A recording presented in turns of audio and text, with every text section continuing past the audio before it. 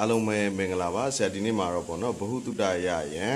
်ဘာလဲဆိုလို့ရှိရင်အိမ်တိန်ကံကောင်းအောင်ဘယ်လိုမျိုးဖုံးရွှေပညာအရာပေါ့နော်ဒါကတော့ဒါတရုတ်ရွေးရဖုံးရွှေပညာအရာအိမ်တိန်ကံကောင်းအောင်ဘယ်လိုမျိုးလေးထားရှိရမယ်ဘယ်လိုလုပ်အောင်လဲဆိုတာကိုအနည်းချင်းပြောပြပေးမယ်ပေါ့နော်ဗီဒီယိုအရှိကြီးလည်းမဖြစ်တော့အောင်ပေါ့အဲ့တော့ကျတို့အိမ်တိန်မှာဒီလက်လာပါတွေပေါ်များဖို့ positive energy တွေများဖို့ပေါ့နော်ဒီဖုံးရွှေပညာမှာဆိုလို့ရှိရင်ယင်နဲ့ယမ်းပေါ့positive နဲ့ negative energy နှစ်မျိုးလုံးရှိတယ်အဲ့တော့ positive energy များအောင်ဒီအိမ်တအိမ်ရဲ့ပေါ့နော်အဲကန်းမှာဆိုလို့ရှိရင်ဆရာတို့ကဘယ်လိုထားရမလဲဆိုလို့ရှိရင်အဲကန်းဒီလင်းဝင်လေတော့ကောင်းအောင်မယ်ကျေပြတ်မှုရှိရမယ်ပေါ့နော်အဲ့ဒါမှပြီးသွားလို့ရှိရင်ပို့ပြီးတော့အေးချမ်းမှုဖြစ်စေအောင်လက်လာပါတွေပို့ပြီးတော့ကောင်းစေရန် energy စီးဆင်းမှုတွေပေါ့နော် positive energy စီးဆင်းမှုတွေအားကောင်းရန်အတွက်ကြတော့ငါးကန်သို့မဟုတ်ရေနေအပင်ကန်လေးတွေထားရှိပေးခြင်းအပြင်လည်းသူကဘာလဲဆိုလို့ရှိရင်အလှထားရလို့ရှိရင်လက်လာပါစီးပွားတွေကိုဖြစ်စေတယ်နောက်တစ်ချက်ကြတော့ဘာလဲဆိုလို့ရှိရင်ပကြီးကားတွေပေါ့နော်အဲကန်းအတွင်းမှာထားတဲ့ပကြီးကားတွေကဘယ်လိုဟာမျိုးတွေလဲဆိုလို့ရှိရင်ဒီရွှေငါးပုံစံပကြီးကားမျိုးတွေရွှေငွေရတနာတွေနဲ့ပတ်သက်တာတွေစီးစိမ်ဥစ္စာတွေကိုဖုံပေါ်ညွှန်းနေတယ်ပေါ့နော် positive energy ကိုပြတဲ့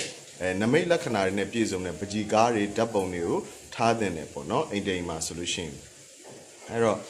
ပြီးတဲ့အခါကျလို့ရှိရင်ဆရာတို့ကဘယ်အချက်ကိုထပ်ပြီးတော့ပြောပြရမလဲဆိုလို့ရှိရင်ဒီအိမ်တိမ်မှာကိုကဧကန်ကအရေးကြီးတယ်ပေါ့နော်ဘာလို့လဲဆိုလို့ရှိရင်မိသားစုဝင်တွေတွေ့ဆုံတဲ့နေရာဖြစ်တယ်ဧည့်သည်ဆောင်တွေနဲ့တွေ့ဆုံတဲ့နေရာဖြစ်တယ်အိမ်ရဲ့အဝင်ဝါးနဲ့နီးစပ်ဆုံးမှာရှိတဲ့နေရာဒီဧကန်ဖြစ်ဖို့များတယ်ပေါ့နော်အိမ်တွေရဲ့ဖွဲ့စည်းပုံအရာဆိုလို့ရှိရင်အဲ့တော့ဒီ positive energy တွေစီးဆင်းမှုစီးဝင်မှုအားကောင်းမှုအတွက်ဆိုလို့ရှိရင်ဆရာတို့ဒီအိမ်ရဲ့ဧကန်မှာပရိဘောဂပစ္စည်းတွေကြီးမားတဲ့ပေါ့နော်ဒီလက်လာပါစီးဝင်မှုတွေကောင်းတဲ့စွမ်းရည်စီးဝင်မှုတွေကံကောင်းခြင်းတွေစီးဝင်မှုတွေကိုအဟံတားဖြစ်စေနိုင်တဲ့ပေါ့နော်ဒီပရိဘောဂအကြီးကြီးတွေမထားသင့်ဘူးပေါ့နော်အဲ့ဒါကြီးတွေရဲ့ပိတ်ဆို့မှုကြောင့်လည်းလက်လာပါတွေအဟံတားတွေဖြစ်စေတယ်ပေါ့နော်အဲ့တော့ဘယ်လိုပြောမလဲဆိုလို့ရှိရင်အိမ်မှာအဲ့လိုပရိဘောဂတွေဇပွဲတွေအဲကမ်းမှာပြုတ်သိမ့်နေအောင်မထားဘဲနဲ့ရှင်းရှင်းလင်းလင်းနဲ့တန်တန်ရှင်းရှင်းထားတာဒီအိမ်ရဲ့ကံကိုလည်းပိုကောင်းစေသလိုစီးပွားရေးလက်လာပါချမ်းသာမှုတွေကိုလည်းဖြစ်စေတယ်ပေါ့နော်ပြီးတဲ့အခါကျလို့ရှိရင်ဒီကိုကထားတဲ့အရာဝတ္ထုတွေပကြီးကားတွေထဲမှာဆိုလို့ရှိရင်ဆရာခုနကတော့ပြောခဲ့သလိုပဲဒီစီးပွားလက်လာပါကိုကိုစားပြုတဲ့ပုံတွေပကြီးကားတွေအပြင်တက်ဝင်လှုပ်ရှားနေတယ်ပေါ့ဥပမာပေါ့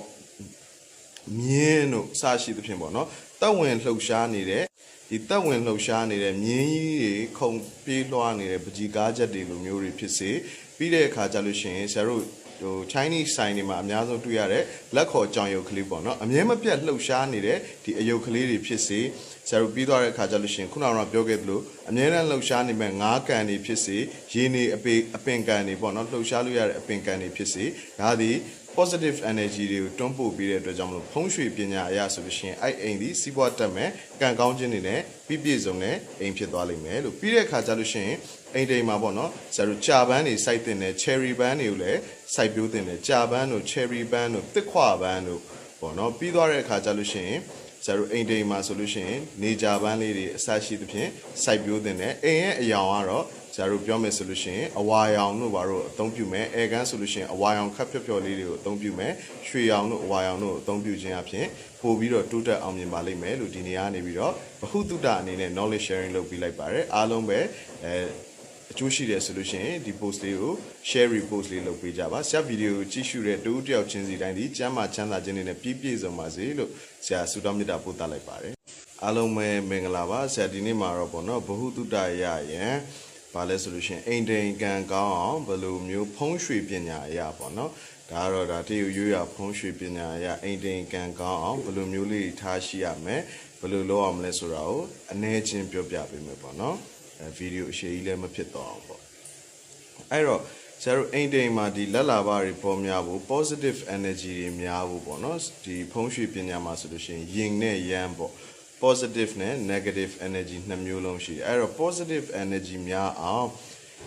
်ဒီအိမ်တိန်ရဲ့ပေါ့နော်အဲကန်းမှာဆိုလို့ရှိရင်ဆရာတို့ကဘယ်လိုထားရမလဲဆိုလို့ရှိရင်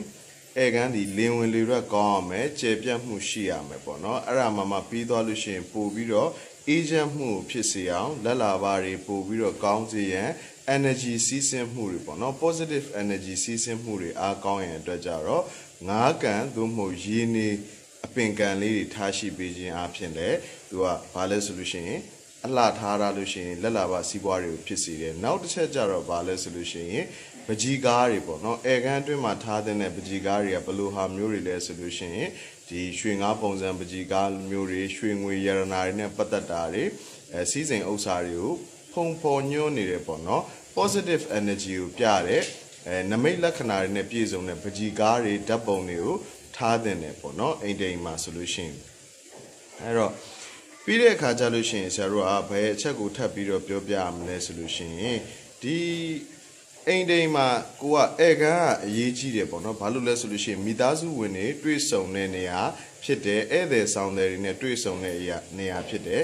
အိမ်ရဲ့အဝင်ဝါးနဲ့နီးစပ်ဆုံးမှာရှိတဲ့နေရာဒီဧကန်ဖြစ်ဖို့များတယ်ပေါ့နော်အိမ်တွေရဲ့ဖွဲ့စည်းပုံအရာဆိုလို့ရှိရင်အဲ့တော့ဒီ positive energy တွေစီးဆင်းမှုစီးဝင်မှုအားကောင်းမှုအတွက်ဆိုလို့ရှိရင်ဆရာတို့ဒီအိမ်ရဲ့ဧကန်မှာပရိဘောဂပစ္စည်းတွေကြီးမားတယ်ပေါ့နော်ဒီလက်လာပါစီးဝင်မှုတွေကောင်းတဲ့စွမ်းရင်စီးဝင်မှုတွေကံကောင်းခြင်းတွေစီးဝင်မှုတွေကိုအဟံတားဖြစ်စေနိုင်တဲ့ပေါ့နော်ဒီပရိဘောဂအကြီးကြီးတွေမထားသင့်ဘူးပေါ့နော်အဲ့ဒါကြီးတွေရဲ့ပိတ်ဆို့မှုကြောင့်လည်းလက်လာပါတွေအဟံတားတွေဖြစ်စေတယ်ပေါ့နော်အဲ့တော့ဘယ်လိုပြောမလဲဆိုလို့ရှိရင်အိမ်မှာအဲ့လိုပရိဘောဂတွေဇပွဲတွေဧကန်းမှာပြုတ်သိမ့်နေအောင်မထားဘဲနဲ့ရှင်းရှင်းလင်းလင်းနဲ့တန်တန်ရှင်းရှင်းထားတာဒီအိမ်ရဲ့ကံကိုလည်းပိုကောင်းစေသလိုစီးပွားရေးလက်လာပါချမ်းသာမှုတွေကိုလည်းဖြစ်စေတယ်ပေါ့နော်ပြီးတဲ့အခါကျလို့ရှိရင်ဒီကိုကထားတဲ့အရာဝတ္ထုတွေပကြီးကားတွေထဲမှာဆိုလို့ရှိရင်ဆရာခုနကပြောခဲ့သလိုပဲဒီစီးပွားလက်လာပါကိုစားပြုတဲ့ပုံတွေပကြီးကားတွေအပြင်တောက်ဝင်လှုပ်ရှားနေတယ်ပေါ့ဥပမာပေါ့မြင်းတို့အစရှိသဖြင့်ပေါ့နော်တောက်ဝင်လှုပ်ရှားနေတဲ့ဒီတောက်ဝင်လှုပ်ရှားနေတဲ့မြင်းကြီးတွေခုံပြေးလွှားနေတဲ့ပကြီးကားချက်တွေလိုမျိုးတွေဖြစ်စေပြီးတဲ့အခါကျလို့ရှိရင်ဆရာတို့Chinese sign တွေမှာအများဆုံးတွေ့ရတဲ့လက်ခေါ်ကြောင်ရုပ်ကလေးပေါ့နော်အမြဲမပြတ်လှုပ်ရှားနေတဲ့ဒီအယုတ်ကလေးတွေဖြစ်စေဆရာတို့ပြီးသွားတဲ့အခါကျလို့ရှိရင်ခုနကပြောခဲ့သလိုအမြဲတမ်းလှုပ်ရှားနေမဲ့ငါးကန်တွေဖြစ်စေရေနေအပင်ကန်တွေပေါ့နော်လှုပ်ရှားလို့ရတဲ့အပင်ကန်တွေဖြစ်စေဒါသည် positive energy တွေကိုတွန်းပို့ပေးတဲ့အတွက်ကြောင့်မလို့ဖုံးရွှေပညာအရာဆိုလို့ရှိရင်အဲ့အိမ်ဒီစီးပွားတက်မဲ့ကံကောင်းခြင်းတွေနဲ့ပြည့်စုံတဲ့အိမ်ဖြစ်သွားလိမ့်မယ်လို့ပြီးတဲ့အခါကျလို့ရှိရင်အိမ်တိမ်မှာပေါ့နော်ဆရာတို့ကြာပန်းတွေစိုက်တင်တယ် cherry ပန်းတွေကိုလည်းစိုက်ပျိုးတင်တယ်ကြာပန်းတို့ cherry ပန်းတို့တစ်ခွပန်းတို့ပေါ့နော်ပြီးသွားတဲ့အခါကျလို့ရှိရင်ဆရာတို့အိမ်တိမ်မှာဆိုလို့ရှိရင်နေကြာပန်းလေးတွေအစားရှိသဖြင့်စိုက်ပျိုးတင်တယ်အိမ်ရဲ့အယောင်ကတော့ဆရာတို့ပြောမယ်ဆိုလို့ရှိရင်အဝါရောင်တို့ဘာလို့အသုံးပြုမယ်အဲကန်းဆိုလို့ရှိရင်အဝါရောင်ခပ်ဖြော့လေးတွေကိုအသုံးပြုမယ်ရွှေရောင်တို့အဝါရောင်တို့အသုံးပြုခြင်းအပြင်ပို့ပြီးတော့တိုးတက်အောင်မြင်ပါလိမ့်မယ်လို့ဒီနေရာနေပြီးတော့ဗဟုသုတအနေနဲ့ knowledge sharing လုပ်ပြီးလိုက်ပါတယ်အားလုံးပဲအကျိုးရှိတယ်ဆိုလို့ရှိရင်ဒီ post လေးကို share repost လေးလုပ်ပေးကြပါဆရာဗီဒီယိုကြည့်ရှုတဲ့တူတယောက်ချင်းစီတိုင်းဒီကျမ်းမာချမ်းသာခြင်းတွေနဲ့ပြည့်စုံပါစေလို့ဆရာဆုတောင်းမေတ္တာပို့သလိုက်ပါတယ်